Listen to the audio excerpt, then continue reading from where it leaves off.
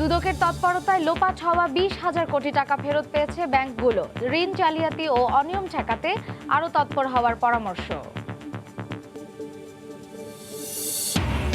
এবং নির্বাচনী পোস্টার দিয়ে বানানো হবে খাতা, স্কুল ব্যাগ। তা দিয়েই লেখাপড়া শিখবে অসচ্ছল শিশুরা। পরিবেশ বান্ধব নগরী গড়তে বিদ্যানন্দ ফাউন্ডেশনের উদ্যোগ।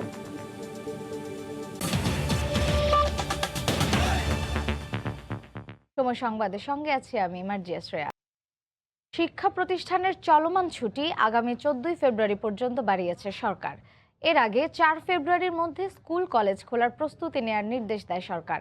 এর মধ্যেই এলো নতুন ঘোষণা। শিক্ষা মন্ত্রণালয় সংশ্লিষ্ট সকল পক্ষের সঙ্গে আলোচনা করে এ সিদ্ধান্ত নিয়েছেন। দেশে করোনা রোগী প্রথম শনাক্ত হয় 8 মার্চ। এরপর গত 17 মার্চ থেকে দেশের সকল শিক্ষা প্রতিষ্ঠান বন্ধ রয়েছে। কয়েক ধাপে বাড়ানোর পর 30 জানুয়ারি 2021 পর্যন্ত ছুটি ছিল। সেই ছুটি এবার 14 ফেব্রুয়ারি পর্যন্ত বাড়ল। ছুটি চলাকালে অনলাইন শিক্ষা কার্যক্রম চলমান রয়েছে। করোনা মহামারীর কারণে পিইসি, জেএসসি এবং 2020 সালের এইচএসসি পরীক্ষার্থীদের অটো পাস দেওয়া হয়েছে।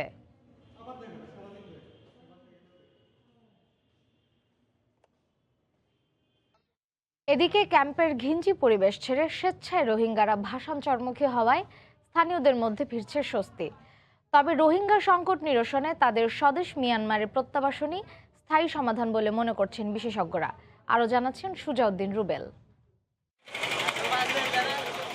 কক্সবাজারের উখিয়া ও টেকনাফের 34টি আশ্রয় শিবিরে বসবাস করছে মিয়ানমারের 11 লাখের বেশি রোহিঙ্গা। তাদের আশ্রয় দিতে গিয়ে উজাড় হয়েছে বন, পাহাড় ও কৃষি জমি। এখনও স্বদেশ প্রত্যাবাসন না হওয়ায় 3 বছরের বেশি সময় ধরে এসব রোহিঙ্গার বসবাসে সীমাহীন দুর্ভোগে কক্সবাজারের স্থানীয়রা। অনেকেই হারিয়েছে ঘরবাড়ি, কৃষিজমি ও আয়ের উৎস। রোহিঙ্গাদের আরো আমরা বাড়িঘর ভিতরে এখন আগে দখল করে রাখছি, এখন থাকতে পারছি না। রোহিঙ্গারা দিন দিন তারা বেপরোয়া হয়ে বিভিন্ন গ্রামে গঞ্জে ঢুকে পড়তেছে। এই যে বিভিন্ন সন্ত্রাসী কার্যক্রমে তারা জড়িয়ে পড়তেছে।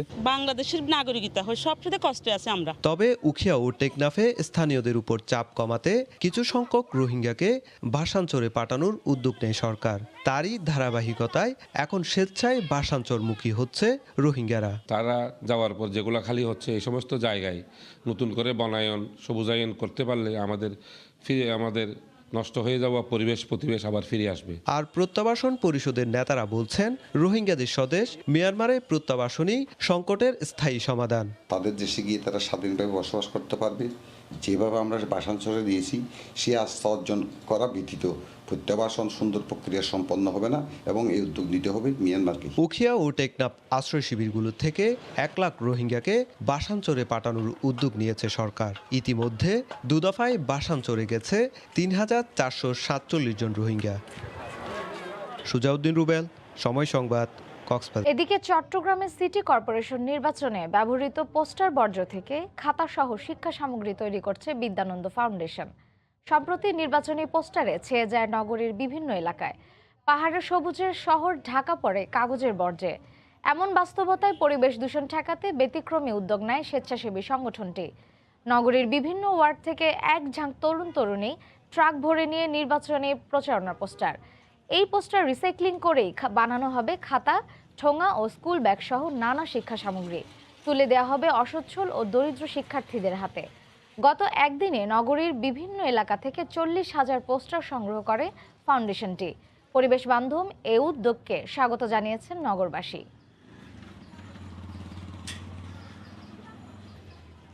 পরতায় ব্যাংকগুলো ফেরত পেয়েছে 20,000 কোটি টাকার বেশি, গেছে রাষ্ট্রীয় কোষাগারেও। দুর্নীতি বিরোধী প্রতিষ্ঠান ও অর্থনীতিবিদরা বলছেন দুর্নীতি বন্ধে ব্যাংকগুলোকেই ব্যবস্থা নিতে হবে। পাশাপাশি দুদককে নেতৃত্বে রেখে ক্ষমতায়ন করতে হবে। সেলিয়া সুলতানের রিপোর্ট। 1,300 কোটি টাকা ঋণ জালিয়াতিতে ওয়ান ব্যাংকের এমডি সহ 11 জনকে হাঁটতে হয়েছে দুদকের বারান্দায়। এছাড়া বেসিক ব্যাংকের ঋণ জালিয়াতি বা সাবেক ফার্মার্স ব্যাংকের নিয়ম না মেনে ঢালাওভাবে ঋণ দেয়া ব্যাংকগুলোকে নিয়ে গেছে প্রায় দেউলিয়ার দুয়ারে। এমন হাজার হাজার কোটি টাকা জালিয়াতিতে রাষ্ট্রীয় ব্যাংক ছাড়াও এবি ব্যাংক, ইসলামী bank, south Bangla, BRAC bank, south east bank, Phoenix finance সহ নামিদামি ব্যাংকের কর্মকর্তাদের যেতে হয়েছে দুদকে। দুদকের অনুসন্ধানে হাজার হাজার কোটি টাকা লোপাট হলেও দুদকের তৎপর তৎপরতায় এখন পর্যন্ত 20,000 কোটি টাকার বেশি উদ্ধার করা হয়েছে। এর মধ্যে 64টি অনুসন্ধান ও তদন্ত চলাকালে 6 বছরে 84 কোটি টাকা, ব্যাংক ও আর্থিক প্রতিষ্ঠানে 4,614.07 কোটি টাকা ফেরত দেওয়া হয়েছে। এছাড়া পাচার করা অর্থ সিঙ্গাপুর, হংকং ও ব্রিটিশ পাউন্ডও ফেরত দেওয়া হয়েছে রাষ্ট্রীয় কোষাগারে। দুদক চেয়ারম্যান বলছেন, ব্যাংক ও আর্থিক প্রতিষ্ঠানের ঋণ জালিয়াতি ও অনিয়ম ঠেকাতে ব্যাংকগুলোকেই তৎপর হতে হবে। ইন্সপেকশনগুলো জোরদার করা প্রয়োজন আমার মনে হয়, বিশেষ করে ব্যাংকগুলোর ইন্সপেকশন অত্যন্ত জরুরি। এই সকল তথ্য যত বেশি আসবে তত আপনার মানি লন্ডারিং বলেন আর কুঋণ বলেন, এগুলো সবই আস্তে আস্তে বন্ধ হবে। আর অর্থনীতিবিদরা বলছেন, ক্ষমতা বাড়ানোর পাশাপাশি দুদককেই নেতৃত্বে আনতে হবে। তার তো অত আইনি শক্তি নেই, তাকে তো অন্যদের উপর নির্ভর করতে হয়।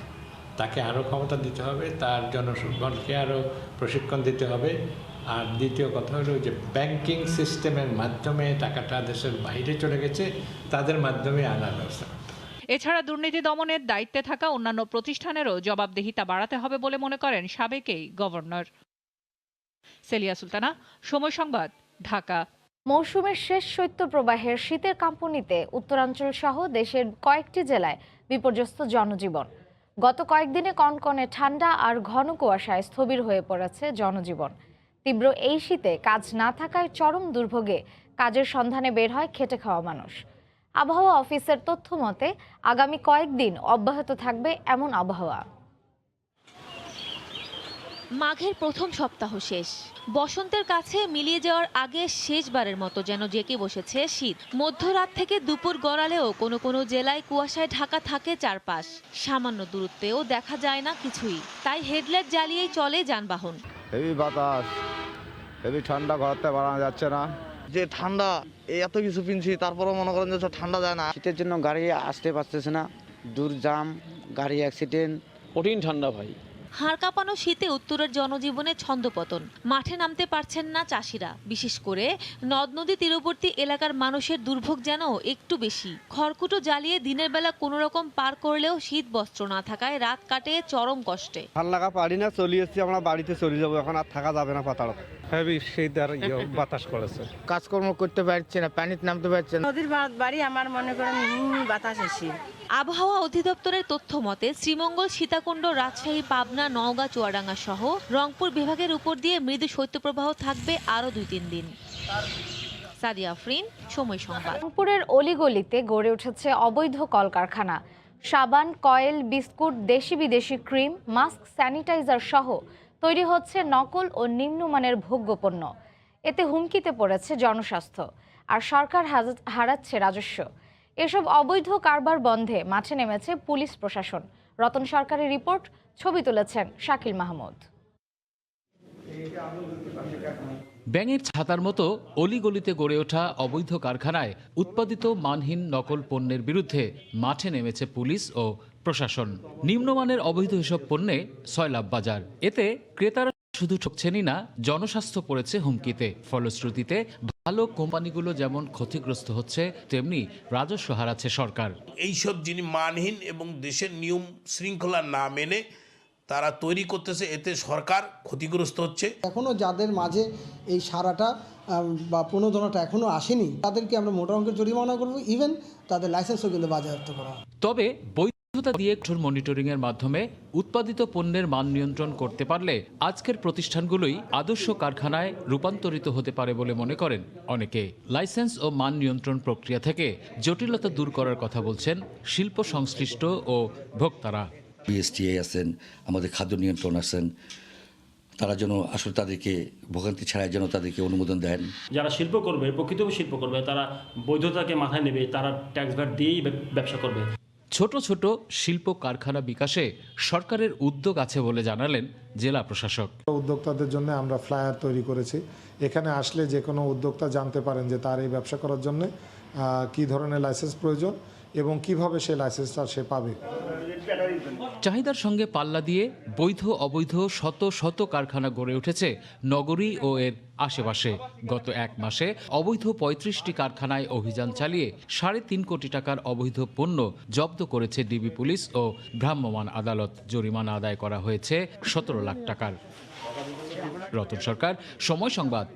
এবার নতুন বৈশিষ্ট্যের করোনার জন্য নতুন একটি ভ্যাকসিন উদ্ভাবন করল মার্কিন টিকা উৎপাদনকারী প্রতিষ্ঠান নোভাভ্যাক্স। যুক্তরাজ্যে চালানো ট্রায়ালে এই টিকার 89% কার্যকারিতা পাওয়া গেছে বলে জানিয়েছে প্রতিষ্ঠানটি। এটিকে স্বাগত জানিয়ে ব্রিটিশ প্রধানমন্ত্রী বলেছেন, টিকার অনুমোদনে শিগগিরই পর্যালোচনা করবেন পর্যবেক্ষকরা। এর মধ্যেই নোভাভ্যাক্সের 6 কোটি ডোজের আগাম অর্ডার দিয়েছে যুক্তরাজ্য। পর্যবেক্ষকদের সবুজ সংকেত পেলে এবছরের মাঝামাঝি থেকেই টিকার প্রয়োগ শুরু করার আশা করছে ব্রিটেন। রাজধানীর ডেমরার বাউলার বাজার এলাকায়, যেখানে শিশু কিশোর থেকে শুরু করে সব বয়সী মানুষ ভিড় করেন। ভোরের সূর্য ফুটে ওঠার আগেই রঙে ভরা বঙ্গ সংগঠনের আয়োজনে শুরু হওয়া এই রসের মেলায় মূল প্রতিপাদ্যই ছিল ইট পাথরের নগরীতে লোকজ ঐতিহ্য ছুঁয়ে দেয়া। আহমেদ সালেহিনের রিপোর্ট।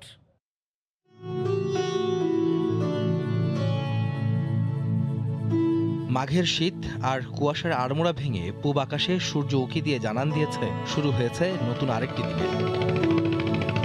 রাজধানীর সীমানা ঘেঁষে বয়ে চলা বালু নদীর তীরে শীতের সকালে বুলবুলি, টুনটুনি, চড়ুই আর দোয়েলের কলকাকলিতে মুখর গাছগাছালি। গাছেদের ব্যস্ততা খেজুরের রস সংগ্রহ করে তা গন্তব্যে পৌঁছে দিতে, কিন্তু এই গন্তব্য যেন একটু ব্যতিক্রম। গ্রামীণ আবহে শহুরে মানুষের কাছে এই রস পৌঁছে দিতেই যত আয়োজন। আমাদের যে লোক সংস্কৃতি সেটা যেন পরবর্তী প্রজন্ম যাতে দেখতে পায়, জানতে পারে, সেই জন্য আমরা এই আয়োজনটা করেছি।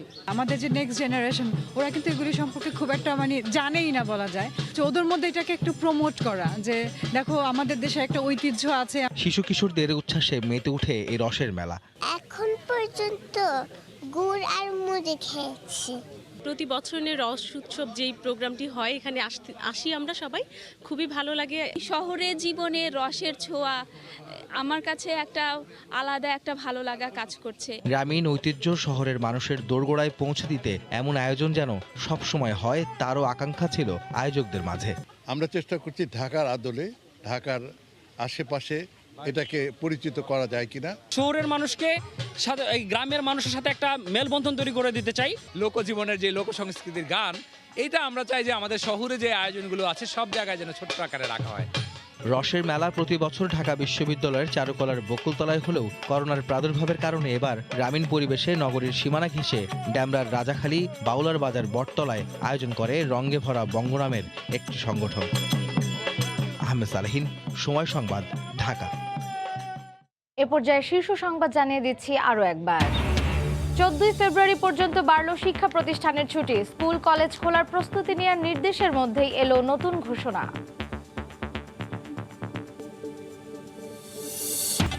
এই ছিল এখনকার মতো, সঙ্গে থাকুন সময়ের।